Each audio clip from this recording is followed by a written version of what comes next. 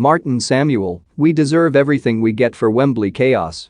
When Wembley is ordered shut in June, the type of fans that have brought this shame on this stadium we fondly regard as the home of football will not care. A run-of-the-mill Nations League fixture is not their idea of a big night out anyway. They are glory hunters, shameless attention seekers, drunks, two-bob thugs. They frighten children and make targets of those who follow England home and away, through thick and thin. They seize tickets and space from those who saved for the occasion, they threaten and invade because they have an untrammeled sense of entitlement. And to see Wembley empty, because English fans have forfeited the right to attend, in UEFA's eyes, will not bother them because, let's face it, they weren't going anyway. So, ultimately, the wrong people get punished. But do not believe for an instant that English football is not getting what it deserved for the horrible chaos wreaked at Wembley on the day of the European Championship final. If anything, this is overdue.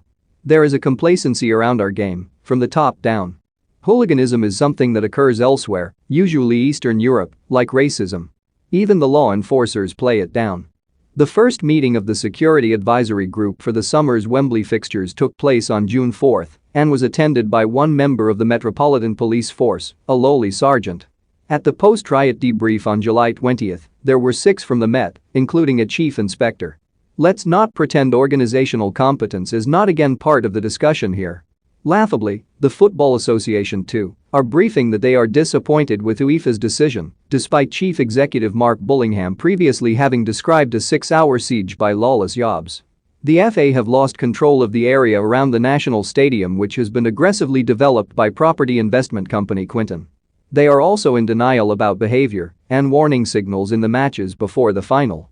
The official line is that there was no problem on semi-final day, for instance, beyond the odd instance of tailgating at the turnstiles. This is a lie. I had 6 family members in the ground that day. West Ham season ticket holders, another who goes away with Chelsea a few times each season. This wasn't their first rodeo, put it like that. After the win, it was wondered whether they would now pay up again to try for final tickets. Not a chance. The consensus was that nobody should go within 20 miles of the place, having seen the way fans behaved against Denmark. My brother said it was the worst night he's ever had at a football match, but the FA saw nothing.